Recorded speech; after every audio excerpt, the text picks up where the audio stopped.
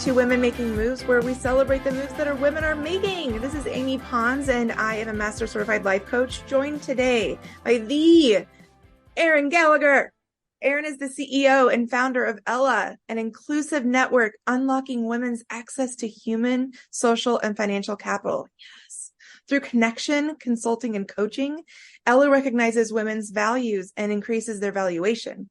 She's a LinkedIn top 100 influencer, top 10 DEI voice, number 5, and wrote one of the 100 most influential LinkedIn posts of the decade. She brings her 20 years experience leading global marketing, business development, branding, and communications, and her counsel of the White House, Fortune 100 C-suite, and senior leaders at some of the world's biggest and best brands and companies, from LinkedIn to United Airlines to Carhartt to McDonald's, to the work she's doing to build generational wealth for women and accelerate them into positions of power and influence. Let that sink in. Through her work, forging relationships with change makers and leaders who believe in the power of diversity, equity, inclusion, and access, Erin has become, as one global CMO so succinctly put it, the not-so-secret weapon so many leaders count on to drive real change. She knows everyone. Woo! Last week, I met Erin in person for the first time. I fangirled out. I was like, can I touch you? Are you real? This is surreal and wild. I'm like, what do I do? What do I do with my hands? I'm so awkward. She was wearing this fantastic pink jumpsuit, the same one that Greta Gerwig wore in the directing of Barbie, and just her energy and the welcoming. We all of us women at the dinner last week was like, this is different. This is something different. So Erin, welcome. Amy. Wow, girl, what an intro. I am like still processing everything that you just said, even though, I've written it at one point or another. It's so amazing to be here with you. Being with you in person last week, there's nothing that replaces that in person. Your hands were always doing the right thing. They never looked awkward or out of place. And so know that, like, you may have been in your own head, but to me, you were just there in the room with us, and you brought a light and a power and a joy that was infectious. So I'm deeply excited to be having this conversation a few days later after what we experienced together, and, the continued sort of support and amplification of each other's work that we will continue to do. Y'all hear that? It's my soul jumping out of my body right now. So we're just gonna give it light and breath. First and foremost, what are the moves that you're excited to be making right now? Well, I'm excited that last week was our 15th dinner that we have put together over the course of about 6 concentrated months. Ella's been in business for over a year now, but those dinners in 5 markets for 200 women, actually 300 women at those 15 dinners, have been transformational for everyone there. They've been transformational for me. So we have 2 more dinners coming up over the next 3 weeks in New York and Chicago. And we're continuing to get back to the markets that we've already been and get to those new markets. So that's a move that's important and at the sort of heart of everything that I'm committed to. And I'm also deeply obsessed with femtech right now. And so I'm paying a lot of attention to what's happening. I'm watching the rise and the trajectory of these women-owned businesses focusing on women. Who would have thunk 51% of the population, half of the labor force, 85% of consumer buying power might be an area to spend some energy. And we know that it's going to be, over $1 trillion by 2027. So I'm paying attention. I'm obsessed. I'm connected with so many of the founders that are leading these companies, that are acquiring other organizations, that are getting the infusion of capital at the rate of $80 million in some cases. And so I just want to continue to pay attention and to shine light on what they're doing to make the world a better place for women and for everyone by proxy. Oh, and Hype Women. We're launching the Hype Women podcast on August 26th, which is Women's Equality Day. Women's Equality Day. So, yes. Women's Equality Day, launching the Hype Women podcast, the continuation of sort of the moment to the movement that we've all sort of joined together to truly become the unabashed hype women of one another that we've all deserved and many of us have never received or been, and to challenge that conditioning that we have, that women are threats to us. They are our competition, and that their success detracts from ours. We aren't going to do that anymore. We're not going to believe that. And we're not going to be distracted from the real work, which is the dismantling of the white supremacist patriarchy. Oh, and kids are starting school this week. So, that's it. That's it. So many of you, because Erin knows everybody, has seen a lot of the work, and Erin has specifically single-handedly been one of my idols since I pivoted away from corporate last fall. 2022, I was so grateful for the one last kind of kick from the universe to be like, okay, go do something else. And your voice is one of the ones that I found right away that said, oh, she gets it. Because one of the things that I was no longer willing to tolerate was that I felt like I was becoming part of the problem, because I was in survival mode, showing up as someone that I didn't want to be, but was feeling kind of forced to show up as that individual in the workplace, as a white woman in a male dominated industry.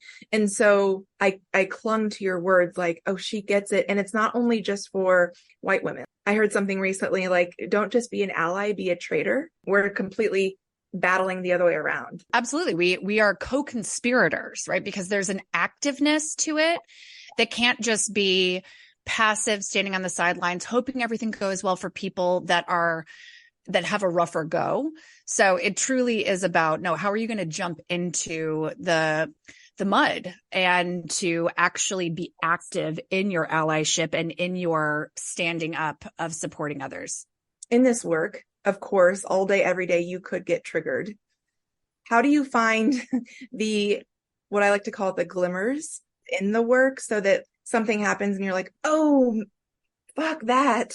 And again, you're going to become part of the solution, not just like vent about it. You do way more above and beyond. And it's not just through your online work. I can, again, attest to this. Like, you do this, you brought 17 strangers together, and over the course of 4 hours, we got into each other's souls. Like, what? And Yep. that's the most gorgeous thing I think I've ever seen. It is my life's work. And so there is something really powerful about doing professionally work that is passion driven.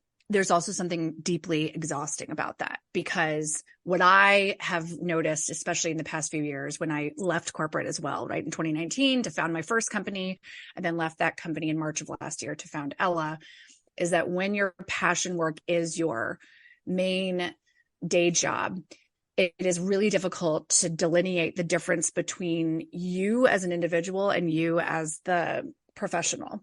So my worlds are incredibly blurred, and I'm not good at turning it off. And I have to be more cognizant of that so that I don't get completely burnt out. But it's also like, well, when you walk through the world as a woman, everything is always coming at you. And so it's also not something that you can just turn off and decide, today isn't a day that I'm going to experience what it means to be in a world that wasn't built by or for me. So I think that why I can handle putting myself out there in the way that I do, and why I am willing to be as vulnerable as I am publicly, knowing that I will get feedback from people that do not agree with me and that actually don't believe I have any right to say what I'm saying, is because I've been in therapy for more than 20 years. That has been the foundation of my ability to recognize that other people's opinions of me have so much less to do with me than they have to do with them. It took me a long time to get to that point. I used to really take in people's perspectives and their critique. I saw it as direction and a directive, not an opinion. Mm-hmm. And so I've been able to transfer that, or transition to a different way of looking at things. So when someone says, I don't think that you should be doing this, or I don't think you have a right to say this, or something else happens that is very triggering, I kind of step back and say to myself, okay, what about this is triggering me? Is it truly this person's comment, or this person's action, or this person's behavior? Or is it because it's reminding me of something that I've already worked through, and something that I've been very raw and traumatized by, and have deep healing to do from? Because if that's what's going on, then I actually probably can have a bit more power over what this is. I'm not in danger at the moment. So much of my personality because of just a lot of trauma over the course of my life, is to be in fight or flight a lot and to really be like ready to have to defend. And in so many of these instances, that is not the level of attention or access to me that a moment deserves. And so I have to just sort of take a breath and step away and then kind of reassess and realign. So that's how I navigate that. But it's a really intentional choice that has taken me a long time to be able to do positively, powerfully, and with a lot of healing. Yeah. Mm-hmm. That really hits home with me as well, because when I was coming out of corporate, I was just getting so every single day crushed under somebody's boot. And so when I came out of that, I was so angry for so many months because I was like, and I know to your point about healing, the first 20 years of my life was spent in abuse, mental, physical, emotional. And in the second 20 years, I was looking for more of the same. I was needing that and kind of seeking that out because that was what felt safe and familiar. This being healthy and healing, that was weird. That was like out of nowhere. And so to your point, when someone says something to me and I start to feel I start to feel it rise in my chest, I'm like, okay, that's an invitation to check in and see okay, I have something more to do here. Okay. And it's sparking something in me to do more work. And that's really something beautiful. And that's what I now help others to recognize. And it's not an easy journey. It's like saying like, don't get pissed. Oh, okay. Okay. Oh, sure. Right. Like, yeah, cool. I'll just turn off my personality. Yeah. I'll just not get mad about someone, calling me whatever, or other people. Amy, you made a really, really important point that I think deserves a bit more attention. You talked about seeking out chaos, right? And some of that bad behavior, not because, by the way, you enjoy it, but because it is familiar, right? And so that's what a lot of people don't understand about people that have dealt with a lot of abuse and trauma over the course of their lives. They get to sit on the sidelines and go, why do you keep going into it? What's wrong with you? Like, just do better, be smarter. And there's so much layering that occurs that needs more and deserves more compassion. And what that really is like, no, people seek that out, or they're drawn to it, or they draw people to them because it's familiar, not because it's positive or right. It's just, there's a homeostasis. There's a space that you just you come back to that kind of like pendulum swing where it sits where you've been. So there is discomfort in healing. There is discomfort in surrounding yourself with people that are not gaslighting you. I have really paid attention in the past year to who I'm surrounding myself with, who I'm giving access to. And when I am noticing that unfamiliar feeling of being told that I'm not good enough, that what I'm doing is wrong, that what I'm experiencing is an incorrect version of the truth, that my perception is not the reality, right? When people try to tell me who I am, I take a break from them and I think about what's going on here. Because 3-4 years ago, when I decided to leave corporate and start another company, I was finally really breaking out of my shell. And I was saying, this is what I'm worth. This is who I am. This is what I should be paid. And people that I went into business with said, no, you aren't. No, you don't. No, you won't.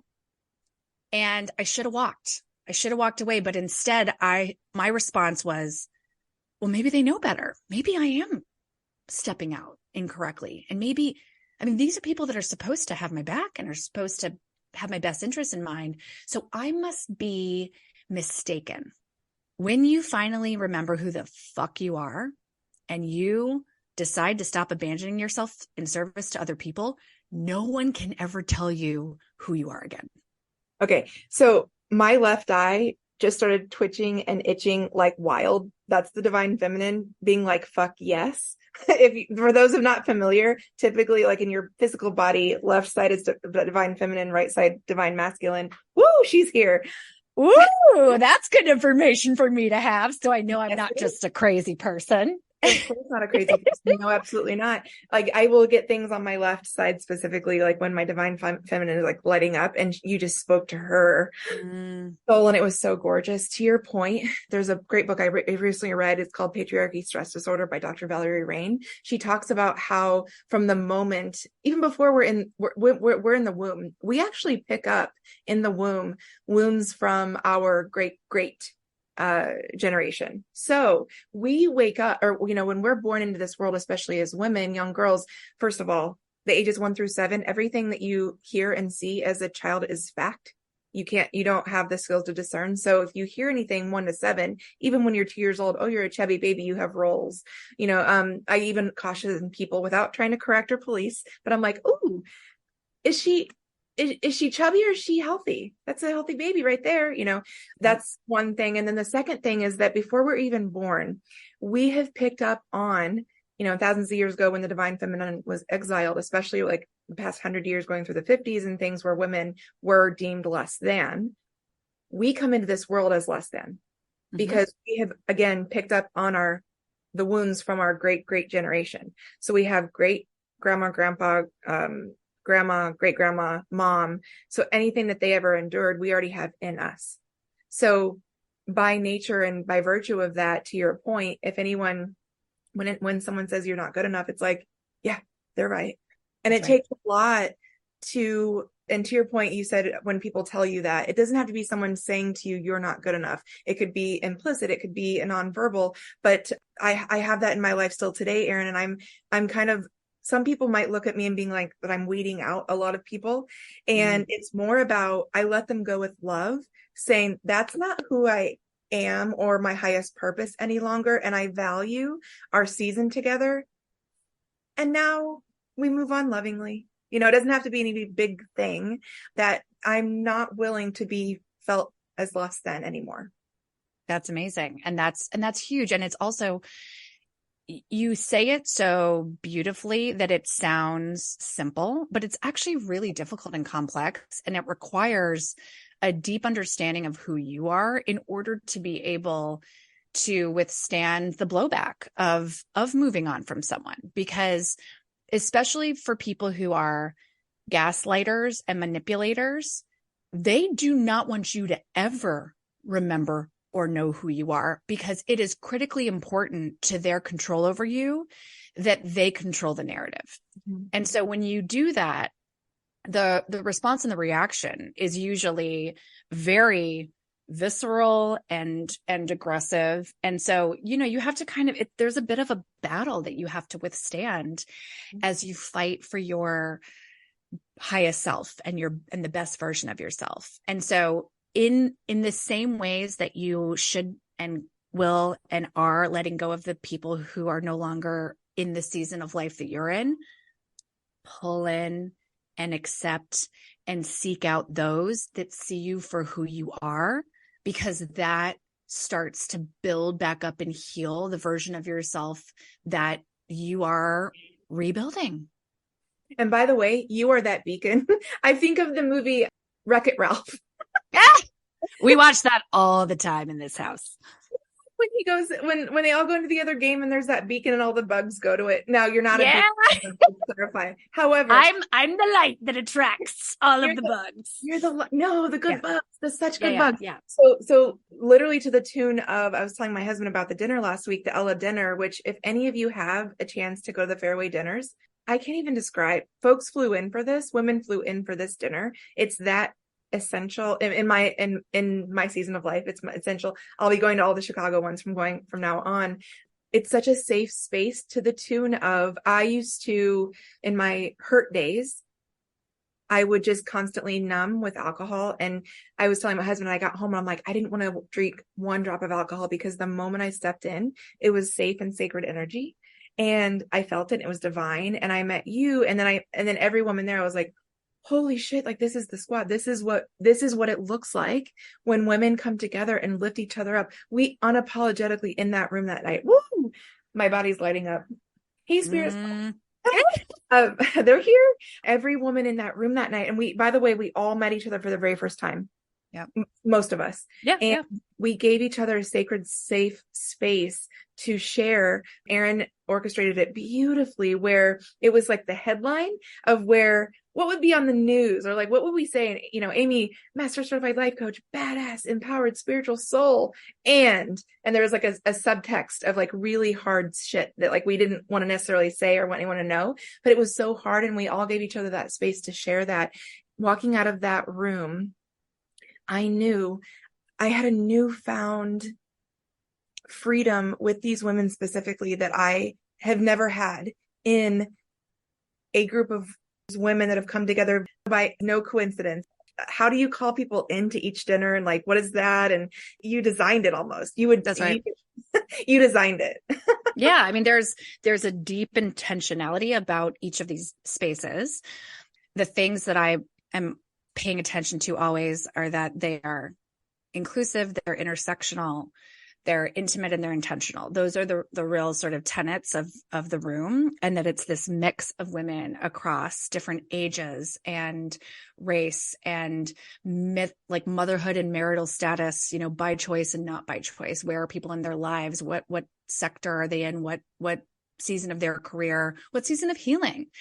And so you have people that are at different places. But here's what I think women do a lot of the time, understandably, is we overthink, and we feel like we have to do so much legwork in order for a choice to be acceptable. I pay attention to the universe. There are women that come into my orbit at different times, and I get that room to 20 women, and then we move forward. There isn't additional excessive vetting, and there isn't like the 10-step process to certify who's going to be there. I pay attention to who these people are, who they put themselves out in the world as, and make sure that they are people who are here to do this work and to be a safe, soft place for other women to land. And it is my responsibility to ensure that experience. And I take it very seriously. And it is also my responsibility to choreograph where people are in that room so that they get the most and the best experience out of the time that we're together. I could make myself crazy thinking about who's going to be at this next dinner. But instead, it is to me like this chemistry, like a art and science of chemistry, where as one person reaches out to say they desire to go, or I reach out to someone to say I want them to be there, different women accept those invitations, the next person changes, right? There's a chemistry to it that ensures that we are still getting that mix. I can't have a room of all white women. I cannot have a room of all founders. I cannot have a room of all women in their 40s who are mothers. So those are the things that I ensure are intersectional and diverse. But how those women sort of come to it is really based on just sort of where the energy of the universe is sending them. It's magical. And for me to, deep within my healing, and what's interesting is your dinners first popped on my radar probably around March this year. And that's when I was still in a coming out of a very harmful situation, just on the start of my healing journey. And it wasn't the right time. Now looking back, and this month was beautiful and intentional. And I mean, it was just really special and magical. So I thank you for that experience. And it's the type of environment that not only Ella for All, the Fairway Dinners, and Hype Women podcasts are nurturing and fostering, but it's what we can always consistently expect from you. And that's what's sincerely, that's why you're one of my idols. So, okay, I want to go into my favorite post, which is really almost every day that you post, but today's is really, really awesome. And I'm going to read it, and it's a little bit longer, but it deserves to be read out loud. The world really can't stand a woman experiencing joy, can it? I mean, the audacity of us living out loud in a way that is not in service to others. How dare we? And before you dismiss this post as another angry woman challenging the patriarchy, let me finish. As today's coverage swirls around whether or not two white male Fortune 500 CEOs will physically fight one another in a cage, my God, I am reminded of the egregious double standard women in leadership face. Like, y'all, donate that money. I can't. So remember that she didn't write that. That's Amy's insertion. Remember the coverage last year attempting to destroy Finland's prime minister, Sanna Marin? Oh, I remember that. Questioning her character, mental fortitude, and ability to hold office because she dared to wear a dress and go out for drinks and dancing with friends. After an investigation and global coverage in every major media outlet, she was cleared of misconduct. What the fuck? And yet we discuss a cage fight between corporate CEOs as if it's just another Monday. What we're seeing with Musk and Zuckerberg is the ultimate convergence of white privilege, patriarchy, toxic masculinity, and unfettered wealth and power. This could be a satirical scene from Greta Gerwig's Barbie, but it's not. It's Monday in America. When women, however, choose to live their multidimensional lives out loud, held and free, the misogynist system is intent on destroying us. The world loves to see a woman struggle. The world loves to watch a woman fail. The world loves to tell women who they are, who they can't be, what they can and can't wear, what they can and can't speak, where they can and can't dance, why they can and can't lead, how they can and can't live. This is a photo of me dancing, partying last year at the age of 40 with a 6 and 3-year-old at home. The audacity, right? And by the way, it's gorgeous, obviously. Here's the thing. I'm a CEO. I'm a founder. I'm an entrepreneur. I'm a mother. I'm a fashion lover. I'm a terrible gardener. I'm a wine drinker. I'm an intersectional feminist. I'm a dedicated friend. I'm a reproductive warrior. I'm a very decent cook. I'm a karaoke aficionado. I can't say that word. It's a very hard word to say. I'm a worshiper. Right. I'm a worshiper of good DJs. I'm flawed. I'm complicated. I'm human. Women are not a monolith. The world relies on a woman's lack of joy to serve as the backbone of unpaid labor across the planet. 10.9 trillion each year to be exact. And when we forget our place for even a moment, the cavalry comes for us. The world is scared that when we realize how much better life is outside of this rigged system we've been dutifully playing in for centuries with no shot in hell of winning, we'll leave. Well, they should be scared because of so many of us left or are planning as you read this. And we're creating our own damn ecosystem where we can win. And God forbid, dance like no one's watching and criticizing and judging and shaming us. We're breaking out of cages, not stepping into them. Yes. Whew. When I read that too, Musk and Zuckerberg they hurt so much inside. Mm-hmm. They're very hurting men. They're hurting. Yeah. They've been conditioned and harmed by the patriarchy. And here we are. Yep. You know that phrase, like hurt people hurt people. Yeah. It's definitely that. You know, so much of the coverage in the past 24 hours has been, are they going to fight? Aren't they going to fight? That's the coverage. Is this happening or is it not? And my frustration is that's not the storyline. The storyline is, how have we come to a place where this is allowed to be a discussion at the highest levels of power and influence in corporate America? How have we come to this? And I mean, we know the answer. We know the path. We know that, unfortunately, how 4 years under a horrible person just created a landslide of vitriol and rage and anger and violence, misogyny, racism, all of it, right? It came into the lexicon, and we were so inundated with that behavior and that messaging that we're a bit immune to it now. Mm-hmm. And we're also tired.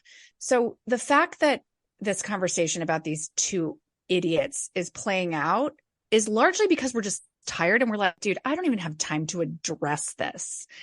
I'm frustrated by the boards of Meta and Twitter/X, whatever the hell he's calling it this week. I am disappointed that they are allowing these men to bring the sort of violent rhetoric into the professional landscape that they are. I'm disappointed. And I'm here to just sort of every time I see it say, isn't that so interesting? There's no way in hell that two Black female CEOs would ever, first of all, consider fighting each other in a cage.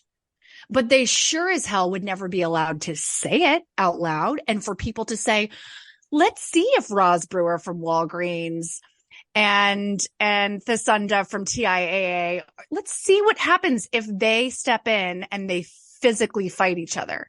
So it's just like the patriarchy and the white supremacist sort of society that we live within. They just can't have their cake and eat it too anymore. And so we have to push back on this stuff with all of the energy that we have. And we have to not get so tired that we just roll over. I can't really believe, to your point about the boards not stepping in, because both of us being in corporate, we know the power over shareholders that it has. But again, it speaks to the point you said about patriarchy and white supremacy. It's like, no, this actually what fuels those. And there's a lot of people that are just like, it's so sensationalized. I don't think it's even coming as a coincidence because they just renamed to X. It's like probably part of that. And like, it shouldn't be a marketing strategy. It shouldn't be any of this. And it's also not lost to me. They're both billionaires. So it's like, I also think there's like this level that they've reached where like they genuinely don't care about they don't care any blowback. Well, no, because Amy, in their minds, they're like, even if I lose this job, I'm still good. So that's my point about unfettered power and wealth. You feel that there are no repercussions in any of the things that you do in the world. You feel that no rules apply to you. That is the fault of corporate America and of capitalism to put this kind of money in their pockets to allow that to take place. The boards to allow them to be paid what they are paid, and to have the people that work under them that are actually making these products and these services, the ones who are really hurting the most. So to me, I'm kind of like, these are like two teenage boys whose parents are just like, they've just washed their hands of them. And like boys will be boys vibe. Right. Absolutely. Again, right. Like this is all like this line of communication. And so what has been bothering me for a long time, and what I think is really interesting when we look at what's happening with femtech, is that the capitalist messaging is always, when a company begins or a company is sort of scaling and growing, who's your competition? Who are you gonna destroy? Let's kill the competition. Let's unseat them. It's very violent, warlike language when it comes to businesses. You don't see the menopause brands out there telling each other that they want to kill each other or they want to fight each other. They're doing the damn work. Because also, we can't have an oligarchy. We can't have just one person who runs every sector or product. That is problematic for a different reason. So we actually need a lot of people. We don't need people to destroy each other. We don't need companies to annihilate one another. We need a lot of people doing these jobs and a lot of people doing this work. And so I think as we have more women who are coming into positions of power and influence, and God, we have a long way to go. We have 52 women in the Fortune 500. It's a joke. Women are 51% of the population. They are half of the labor force. The fact that they are 10% of the leaders in the Fortune 500 is disgusting. And what we're seeing with what the returns that women bring to organizations is that they're better performers. They do a better job of managing money and of being successful. And so I think femtech is just going to be, to me, this like really interesting area of growth where the majority of these organizations are actually run by women. And so I think we're going to have a different style of leadership and a different way of communicating about business. And two things. One, women who are going to come in and run with the divine feminine in mind, which means giving everyone, regardless of who you are, a safe space to not only feel safe, but to be yourself and to be authentic.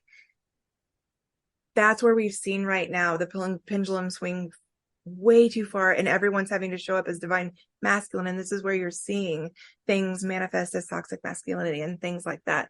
Just really quickly, for those who might not know what it is, when you say femtech, what are you referring to? So I'm talking about organizations that are focused on technology products and services in the health and wellness space for women. So we're seeing a rise in women-owned, led, and focused doctors and medical facilities. We're seeing a rise in the conversation around the life cycle from period to menopause that women go through, and sort of everything that they navigate over the course of their lives, where their bodies change, that no one has ever allowed to be a conversation in the workplace. But our bodies have to go into the workplace. as we navigate all of these things. It's the conversation around maternal health and wellness and care and all of these evolutionary realities when it comes to being a woman. So this is the rise that we're seeing. It's going to be, a $1.5 trillion business by 2027. We have more than, we've got around 200 truly leading femtech companies that are driving this growth. And I think when we're back here in 5 years talking about this, we're going to say, wow, that really changed things. There's things that I think of when you say that I'm so adamant about. First of all, Black women are still dying at rapid rates when they give birth in U.S. hospitals. Women like me that are heading into perimenopause, I have no idea what that means or don't know how to prepare for it. And then also the average woman doesn't have an orgasm until they're 24. That's right. So many things about our bodies. Yes. I'm like, daunting. Well, it is, period pain and endometriosis, the anxiety and depression that follows childbirth, all of these things, right? Like, listen, what we know now is that the medical field has completely let women down. Women haven't even been a part of research studies until like the 90s. And so we have been medicated and doctors have been giving us direction based on the physiology and biology of a man. I mean, it's absurd. It's absurd. So we deserve a full pendulum swing towards centering ourselves in our own health and wellness, taking care of each other and taking care of ourselves. Once we do that, again, we have been made smaller. We have been told we're crazy. We have been told to be embarrassed of. Once we bring all of this out of the darkness into the light, no one is going to be able to stop us from addressing it and supporting each other and healing and moving through.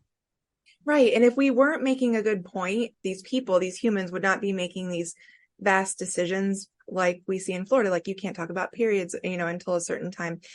They wouldn't be coming out of the woodwork if we weren't talking and doing the right work. So we're onto something. I trust that. And it's not trying to be Pollyanna, but like, I know that we're shaking the right trees. So thank you for that. And I always, anyone out there that wants to talk about female orgasms and when it's appropriate to teach young women, I want to have that conversation as well as perimenopause.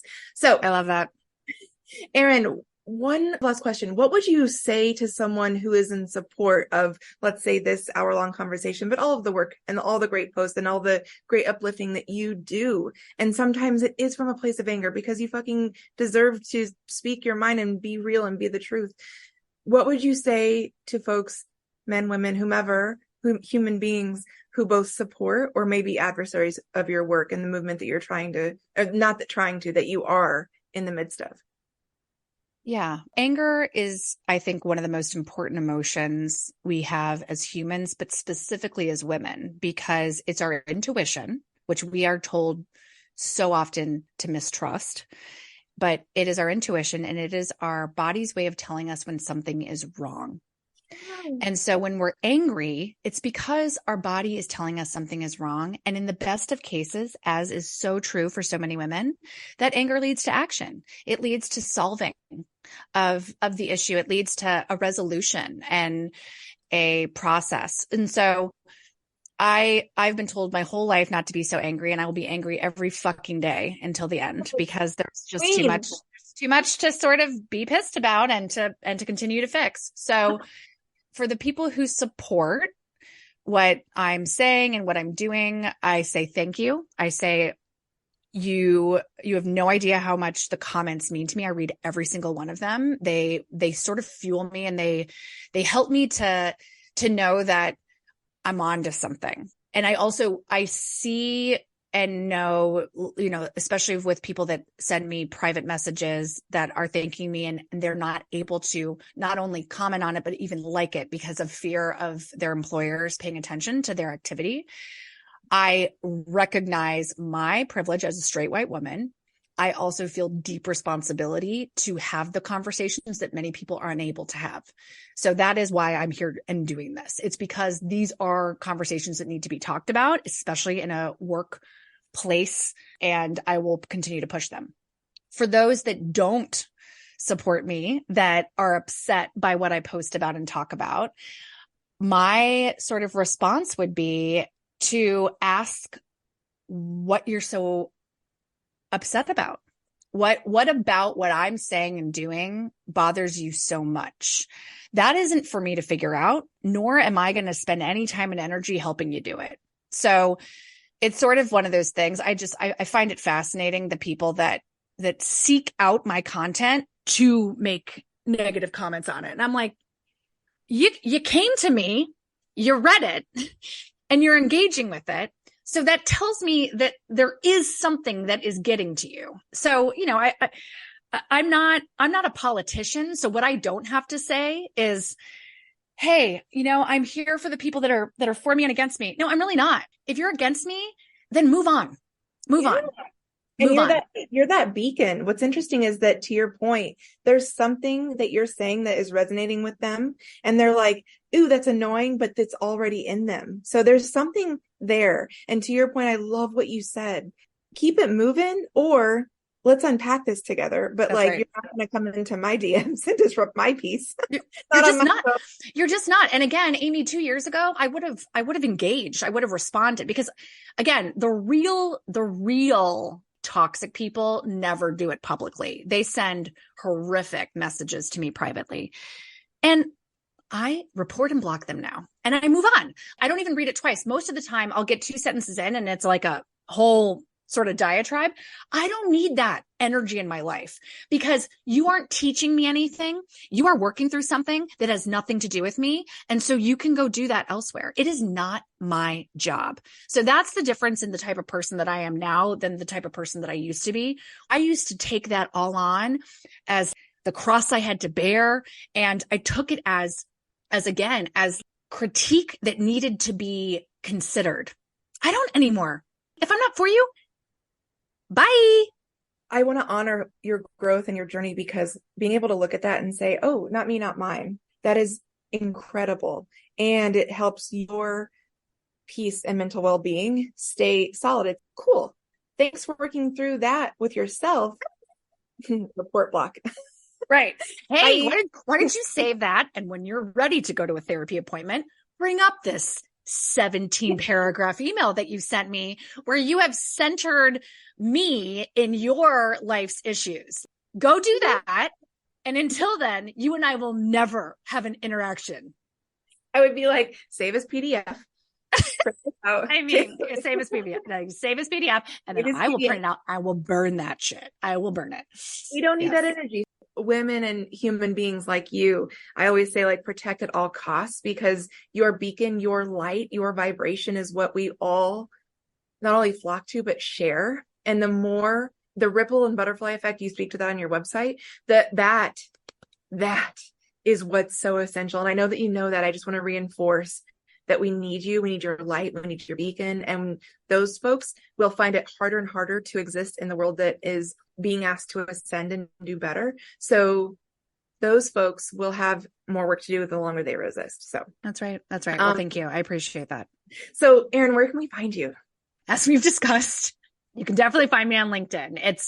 That is where I post the most. So you can find me on LinkedIn and absolutely, reach out. I read every message. I am not able to respond to everyone because I'm one human being. Don't take it personally. I know a lot of you do. And you can find me on Instagram. I have less space to communicate there, but maybe a little more of the personal side of my life. And if you ever need to reach me directly, you can email me, Erin@ellaforall.com.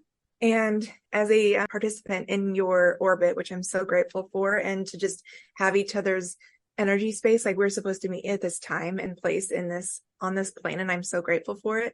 So I'll just encourage everyone, visit Erin, ellaforall.com, and set up time with her. It's so amazingly valuable.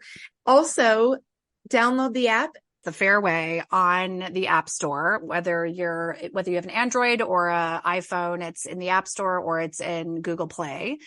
And The Fairway is, again, and as Amy knows, is a person who was a member of the Fairway before she came to a Fairway dinner. She was able to start to sort of get to know the women who were in Chicago and who were in different categories like entrepreneur, coach, like all of these different sort of intersections that make up the diversity of the women who are part of the Fairway. But now that she's been to a dinner, her squad has its own group where we can continue the conversation that we had that night. We can reiterate the asks that we made verbally so that we can all surround, support, and have solidarity towards achieving those asks together. And the intention when I started Ella and when I launched the Fairway, it wasn't to have a membership. It was to first do these dinners and to just make sure that we were creating these spaces for women to build wealth together. But the demand to have a place that was specifically designed and curated for them came from it. So we, listen, if women need me to do something and I can do it, I make it happen. And so I created an app. As an English major, I created an app. So if I can do it, anyone can. I was an English major as well. And nice. It's funny because like I was English major and then went into marketing and so did you. So again, so many synchronicities. It's beautiful. So ellaforall.com, find and set up time with Erin, download the Fairway app. And that's where you can get not only the membership, but also access to the dinners that we've been talking about, which are so beautiful and gorgeous. Listen to Hype Women podcast when it comes out. August 26th. Thank you. Women's Equality Day. Women's Equality Day. Thank you. And then of course, find her on LinkedIn and don't be an asshole and like troll her. Don't do that. If you do, you go and get blocked. Just know it. Just know that like I don't overthink blocking people if they are toxic and they are bringing bad energy. Yes, queen. Yes. Real simple. Queen. Oh my gosh. Okay. Any closing remarks you would like to give to the group today? Yeah, I think, whoever's listening, wherever you are in your journey, there is something really powerful about, again, acknowledging your presence in this world and the worthiness and value that you have inherently just by being here. Do your best to surround yourself with people that see that and recognize that and value it and honor it, and be really mindful and protective of those that don't, because this is one life and we don't get a do-over, and time is the most precious commodity that we have. It's not transferable. It's not guaranteed. And so guard your time with your life and spend it and give access to those that deserve it. Thanks, Erin. Thanks, Amy.